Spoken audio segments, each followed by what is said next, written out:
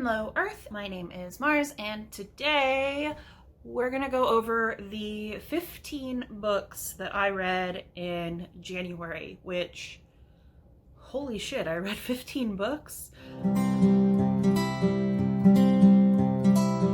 Alright, let's get into the books that I read in January. So, the first book that I read is called Collared by David Rosenfelt. I've got my phone so that I can look at my list. I gave it 2 stars. This is a mystery, and it's number 16 in the Andy Carpenter series. And I think I would have liked it better if it wasn't number 16. I got it in a Bookcase Club box, and it's not that I hated it. I just didn't feel any sort of attachment to the characters because this is book number 16. You know what I mean? So this was so far into the series that if you've read 1 through 15, you already have like a bit of a rapport with the characters, but going into it, I didn't. So Andy Carpenter is a lawyer, and he has a true passion for a dog rescue organization. And there was a murder with an abandoned dog and a mysterious note, and the dog went missing, but then the dog came back. I was very concerned that the dog was going to die, so the dog doesn't die, if you are concerned about that. I did go to doesthedogdie.com to see if I could find out if the dog died, because I was very concerned about the dog's well-being. It is about this murder and how the dog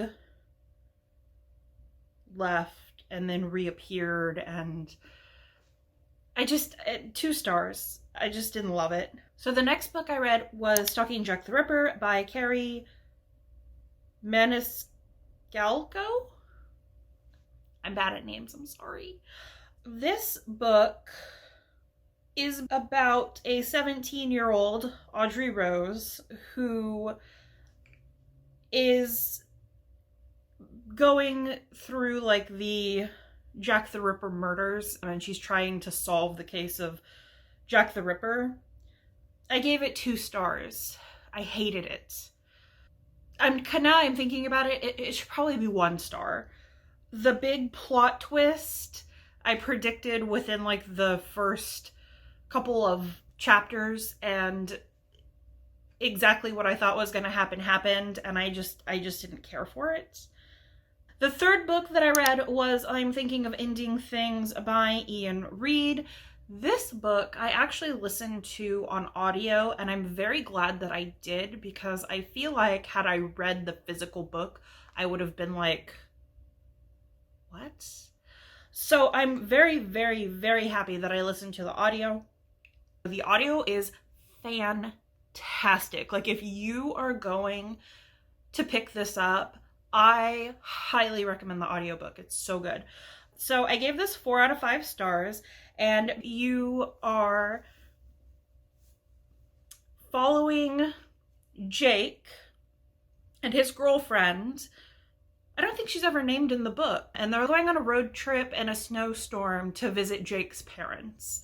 And you know, they're like having these like very like deep, in-depth conversations, and then they get to Jake's parents' house, and then shit just gets weird. But like good weird, but like what the fuck weird. And it was just so good. The school scenes, if you've read it, you know what I'm talking about. The school scenes were so terrifying. Like, I was listening to it and I'd have to pause and be like, holy shit. Like, it was so good. It was so good. 4 out of 5 stars. I don't recommend the Netflix movie. So, no on the movie. So the next book that I read was The Silent Patient by Michaelides, I think. I gave this 3 stars. It's a psychological thriller, and the husband is murdered by the wife, and then she just like goes silent. and like and doesn't speak again. And she gets admitted into like a psychiatric ward, and while she's in the psychiatric ward, these therapists come in and try to talk to her to figure out why she killed her husband. Well, the point of view of this is actually, you get 2 points of view. So you get the new psychologist who's like going in and doing these sessions with Alicia, but you also get like Alicia's diary entries. This got 3 stars from me because the concept was a good concept, and I loved the idea of, hey, I'm gonna murder my husband and then go silent, and then like I was really excited to see like where that would go, until the plot twist, which ruined it for me. When the plot twist happened, I was like, what? Bitch, what? Like, it's a no from me. So 3 stars because I hated the plot twist. So then I read To Sleep in a Sea of Stars by Christopher Paolini. I'm gonna preface this by saying that the Inheritance Cycle is probably my all-time favorite YA fantasy novel series. So when we get into To Sleep in a Sea of Stars, I thought that I was really gonna love it. I didn't love it. 3 out of 5 stars. Basically, we follow a young woman named Kira, and she is some kind of like space scientists, and they go to this uncolonized planet, and she's on a survey mission, and she finds this alien relic, and the alien relic, like, I don't want to say it explodes, but like she basically gets covered in what I imagine to be like bugs, which is really gross. But then she, like, when she wakes up and comes to, she's like part of this like alien suit per se.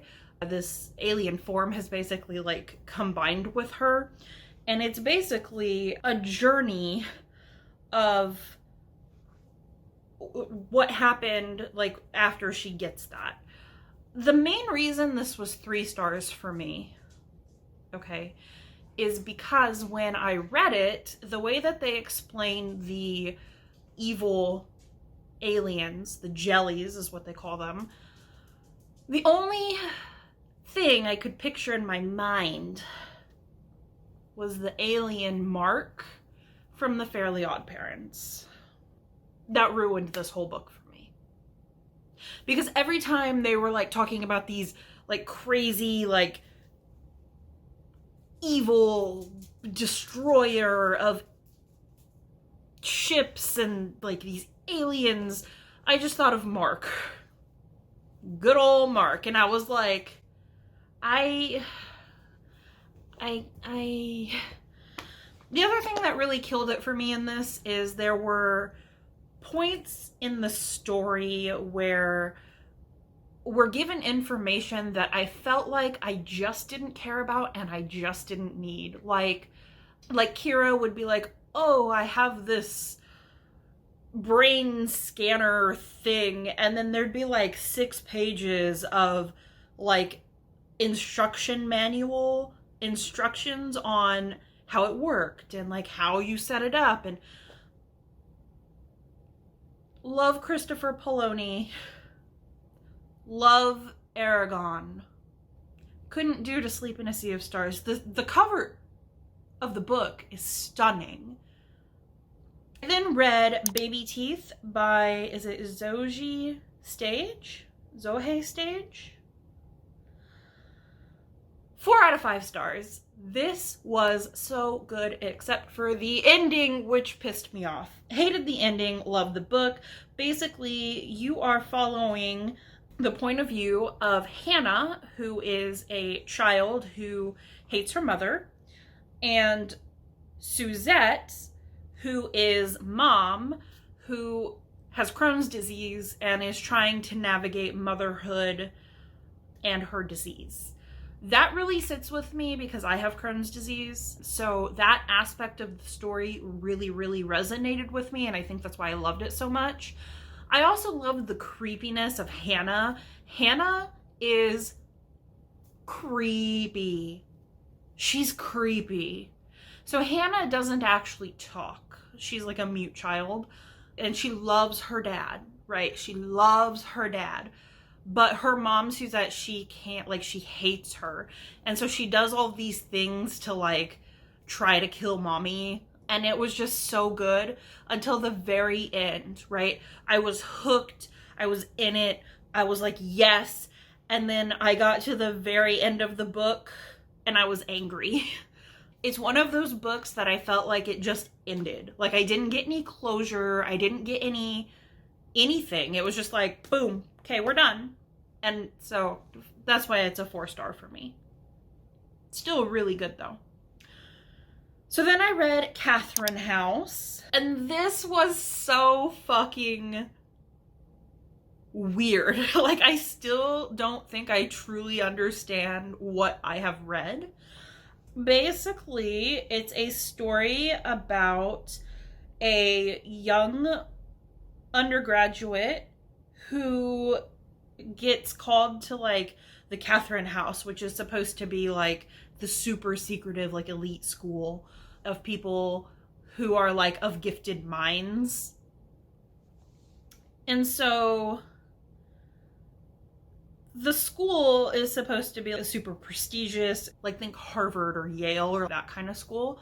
The catch is when you go to this school, you're cut off from the outside world for the 3 or 4 years that you're there. So no music, no TV, no cell phone, no internet, nothing, right? It was so good.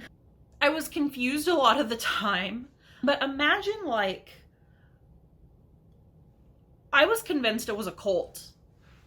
I'm still convinced Catherine House is about a school that's a cult. It felt very culty. I loved it. Every page, it was so good. I gave it 4 stars just because I listened to the audio, and a lot of the time I would be like, what? And I'd have to rewind and re-listen because I was just like, what is happening? And that could partly be because I was, like, not fully paying attention, which sometimes happens. So then I read Lore by Alexandra Bracken. I gave Lore 3 out of 5 stars. It was good. It's a good story. My issue with Lore and why I gave it such a low rating is because I felt like, because I hadn't brushed up on Greek mythology. I mean, it's been a long time since I've read Greek mythology or really been into any of it. So there were times I'd have to stop reading and read up on one of the gods or goddesses that was in the story to understand why what was happening was good or bad. Because I was just like, okay. So then I read The Turn of the Key by Ruth Ware, and this was a 4 out of 5 star for me. The plot twist had me screaming. I didn't see it coming at all. It was so good, but, like, so kind of like, what the fuck at the same time. This one is about a woman who comes across what sounds like a too good to be true live-in nanny job at this really luxurious house, but it's a smart house, and just some shit happens. There's a poison garden in the backyard that she lets the kids go play in at one time, and then the mom is like, you let them play in the poison garden? I gave you a manual. And the main character is like, well, yeah, you gave me a manual, but, like, it was like 500 pages long. Basically, the mom gives a manual to the nanny and is like, oh, make sure you read the manual. And then in the manual doesn't necessarily say anything about this poison garden or make it very easily accessible in the manual to be like, hey, maybe don't take the kids to the poison garden, and then gets mad when the mom and the kids go to the poison garden in the backyard and have a picnic. And I'm like, what? Like, why would you keep a poison garden in your back fucking yard? Like, what are you doing? Why? Why? Anyways, the end of this book is really what did it for me. There's 2 or 3 like really good plot twists. 4 out of 5 stars. Then I read The Year of the Witching. 5 stars. 5 stars. One of my favorites of all time. It is so good. The best way that I can describe this book: The Handmaid's Tale meets Salem. It's so good. The very first 3 pages of the book, I remember being like, oh my God, what am I reading? Because it was just like, what? It's like a twist of Salem and Handmaid's Tale, and it's just so good. 5 out of 5 stars. Then I read Sharp Objects by Gillian Flynn, and this was a good, like, what am I reading? And I feel like Gillian Flynn does a lot of good, like, that bitch is crazy and what am I reading? Like, she does. And those were the 2 thoughts I had throughout this book. The main character is Camille, and she has just left a brief stay at a psych hospital to return to her hometown to cover an unsolved murder of a preteen girl and the disappearance of another. And so it's Camille's journey of trying to find out what happened to these young women. The plot twist had me like, what? So then I read Bunny by Mona Awad, and this was 4 out of 5 stars. This was also this was very similar to Catherine House for me, where I was confused most of the time, but then I was, what am I reading? This one follows Samantha, and she is at a college on a scholarship, and there's like a clique of girls who call each other Bunny, and they like invite her into their secret society, and she like becomes, I don't want to say brainwashed, but kind of brainwashed into this little cult of girls. And that's all I'm gonna say. 4 out of 5 stars. It was kind of culty. It was a good one. Then I read The Stranger Beside Me, Ted Bundy. This is by Anne Rule. This is the true story of Anne Rule, who was really good friends with Ted Bundy. They both volunteered for a suicide hotline or some kind of crisis hotline, and they were the only 2 people in the office because they worked overnight shift. And it's just her accounts of like how she knew Ted, and 4 out of 5 stars. It was so good. Highly recommend. The last 2 books that I read are from the same series. So I started the Diviners series. I read the Diviners, and I read Lair of Dreams, and I'm actually working right now through Before the Devil Breaks You, and I have King of Crows on my TBR rack. Diviners, 5 out of 5 stars. I loved the first 2 so much. The first one is about a murderer, and I'm gonna be honest, the first like chapter in this book, they pull out a Ouija board and they get an evil spirit, and they don't disconnect. You know, they don't say goodbye on the Ouija board. They're just like, oh, let's go drink and party and have fun. This is set in the 20s, so it's all about speakeasies and bootleggers, and I love everything about this book, this series so far. Like I said, I'm halfway through book 3, and then I'll pick up book 4, but the first one really follows, they call them the pentagram murders. and Evie, one of the main characters, she can hold an object and see into like the history of that object. And then you have Henry, who is a dream walker. There's Theta, and Theta is OT. Like, I love Theta. You don't meet Ling in the first one, I don't think. There's Memphis and his little brother Isaiah, and Memphis can heal, and then you have his little brother Isaiah who can see the future. And the whole book is just, it's just so good. And then book 2 follows a sleeping sickness where people are falling asleep and then they're not able to wake up, and they have like these big old blisters, and they're basically being like eaten from the inside, which is crazy to say. And that whole story was so good. And now I'm on book 3. So those were the 15 books I read for January. You will have to let me know which of these did you read and which one did you like out of my list, or any of them on your TBR. Let me know in the comments down below. I will see you in the next video. I hope you have an amazing day. Bye!